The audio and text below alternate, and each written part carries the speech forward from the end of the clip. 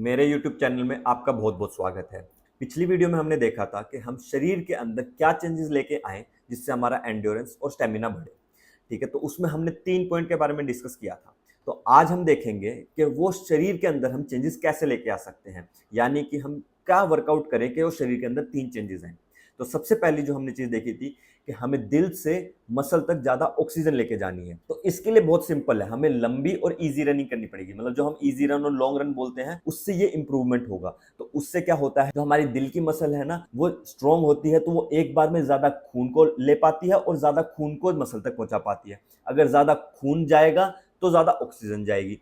ठीक है, तो जो हमें पहली चीज़ चाहिए थी, वो हमें इससे मिल गई। दूसरी चीज़ हमें चाहिए थी कि हमें ज़्यादा फैक्ट्रियाँ चाहिए, जो ऑक्सीजन को कन्वर्ट कर पाए एनर्जी के लिए।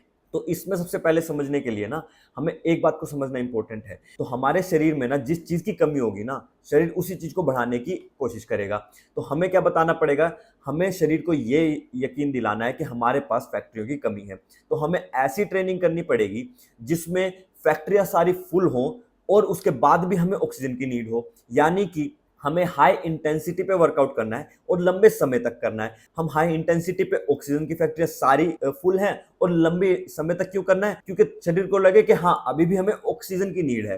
तो शरीर को लगेगा कि फैक्ट्रियाँ फुल हैं और हमें और फैक्टरियों की नीड है, तो फिर वो फैक्ट्रियाँ बढ़ाएगा। तो इससे क्या समझ में आ रहा है हमें? हमें ऐसी इंटेंसिटी पे भागना पड़ेगा जिसमें हमारी फैक्ट्रियाँ फुल हो। अब इसमें भी 2 इंटेंसिटी आ जाती है, या तो मॉडरेट इंटेंसिटी जिसमें हम अभी स्टार्टिंग में तो ऑक्सीजन यूज कर रहे हैं, धीरे धीरे वो फैक्ट्रियां फुल हो जाएंगी और तीसरे चौथे पांचवें सेट तक आते आते हमारे शरीर को पता चलेगा कि हमें अभी भी ऑक्सीजन की जरूरत है। ऑक्सीजन हमारे पास आ रहा है, लेकिन फैक्ट्रियां नहीं है जो ऑक्सीजन को एनर्जी में कन्वर्ट कर पाए। या तो हम इतना हाई इंटेंसिटी पे वर्कआउट कर लें कि हमारे पास ऑक्सीजन भी कम पहुंचे और सारी फैक्ट्रियां भी फुल हो। तो उसमें हमें दोनों ही बेनिफिट मिलते हैं, यानी कि दिल से ज्यादा ऑक्सीजन भी मसल में आए और मसल में ज्यादा फैक्ट्रियां भी हो। इसका मतलब क्या है कि हमें अपना वर्कआउट हाई इंटेंसिटी पे करना चाहिए, इसमें दोनों ही बेनिफिट आ रहे हैं। पर एंड्योरेंस और स्टैमिना बढ़ाने के लिए हमें जो वर्कआउट है वो लंबे समय तक करना पड़ेगा। पर हाई इंटेंसिटी वाला वर्कआउट हम लंबे समय तक हर हफ्ते हर रोज नहीं कर सकते, जिससे ओवर ट्रेनिंग या इंजरी होने के चांसेस बहुत ज्यादा बढ़ जाते हैं। अब एक और फैक्टर जो काम में आता है वो है ट्रेनेबिलिटी। मतलब कि 2 लोग हैं और सेम प्रोग्राम फॉलो कर रहे हैं और उनको डिफरेंट डिफरेंट रिजल्ट्स आ रहे हैं। मतलब सेम प्रोग्राम में क्या पता एक बिल्कुल भी इंप्रूव ना करे और क्या पता एक बहुत ज्यादा इंप्रूव करे। तो ये ट्रेनेबिलिटी का डिफरेंस आ जाता है। ये किस पे डिपेंड करता है? ये जेनेटिक्स पे, और आप बचपन से किस टाइप की ट्रेनिंग कर रहे हो या क्या प्रीवियस स्पोर्ट्स खेले, उन चीजों पे बहुत डिपेंड करता है। कुछ लोग हाई वॉल्यूम की ट्रेनिंग पे इफेक्ट करते हैं और कुछ लोग हाई इंटेंसिटी की। तो हम क्या करेंगे, एक महीना हाई वॉल्यूम वाली लेके चलेंगे और अगले महीना हाई इंटेंसिटी, और ऐसे ही हम ईयर ऑन ईयर 1 मंथ ये 1 मंथ वो 1 मंथ ये 1 मंथ वो, ऐसे ही हम कंटिन्यू करते रहेंगे। अगर हमारा गोल सिर्फ एंड्योरेंस या स्टेमिना बढ़ाना होता तो हम यही वाली ट्रेनिंग करते। लेकिन अगर कोई ऐसा स्पोर्ट्स है, मान लो कि टेनिस है, कि आपको स्टेमिना तो बढ़ाना है लेकिन बीच बीच में स्ट्रेंथ और पावर भी चाहिए, ठीक है, तो उसके लिए ट्रेनिंग डिफरेंट हो जाएगी। क्यों? क्योंकि उसमें इंटरफेरेंस इफेक्ट भी आ जाएगा।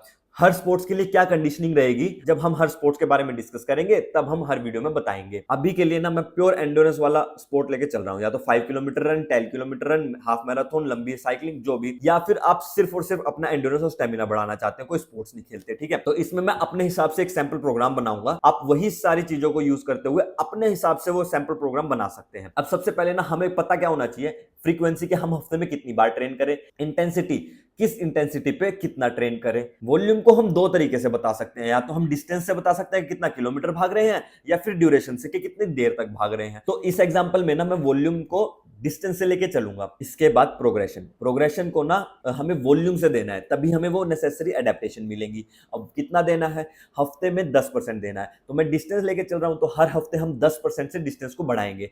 तो अगर हम 2 महीने का कंसीडर करके चल रहे हैं, तो 1 महीने में वीक 1, वीक 2, वीक 3 10% से बढ़ाएंगे। वीक 4 हम डी लोड रखेंगे ताकि रिकवरी हो और हमारे जो पिछले की ट्रेनिंग है उसकी एडेप्टेशन हमें मिले। और फिर सेकंड मंथ में सेम हम करेंगे।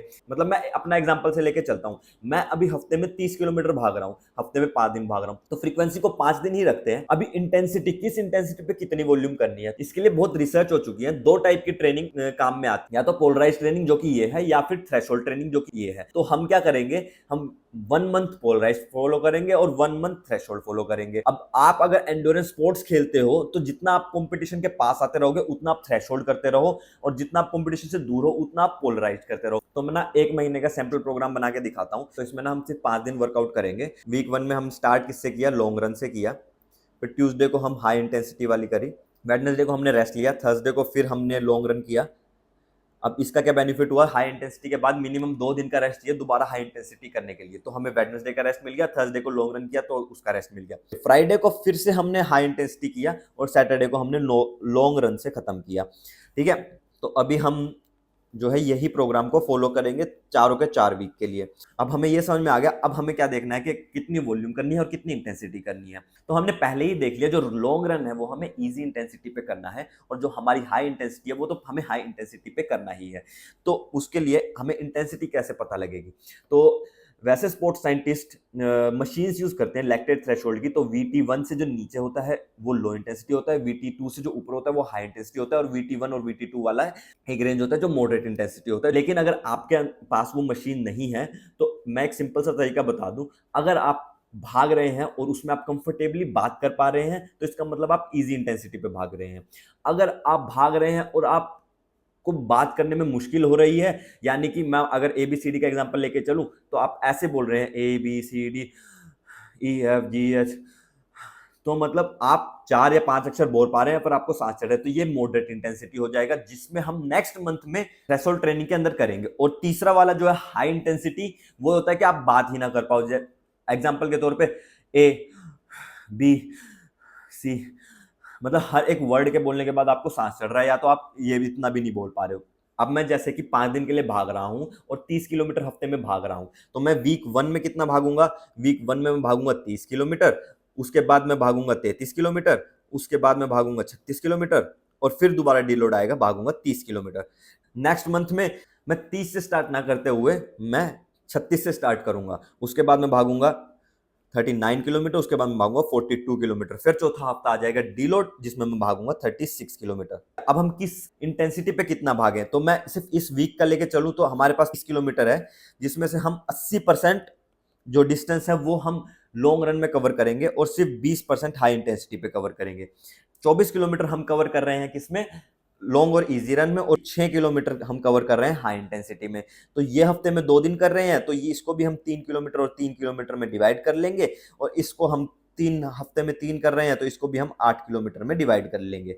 तो मैं मंडे को 8 किलोमीटर भागूंगा, ट्यूसडे को 3 किलोमीटर, और थर्सडे को फिर दोबारा 8 किलोमीटर, फ्राइडे को 3 किलोमीटर। अब हाई इंटेंसिटी पे कैसे भागेंगे हम वो भी देख लेते हैं। तो हम जो हाई इंटेंसिटी में 20% करने वाले हैं उसमें 6 किलोमीटर में हम 2 दिन में डिवाइड कर लेंगे, 3 किलोमीटर और 3 किलोमीटर।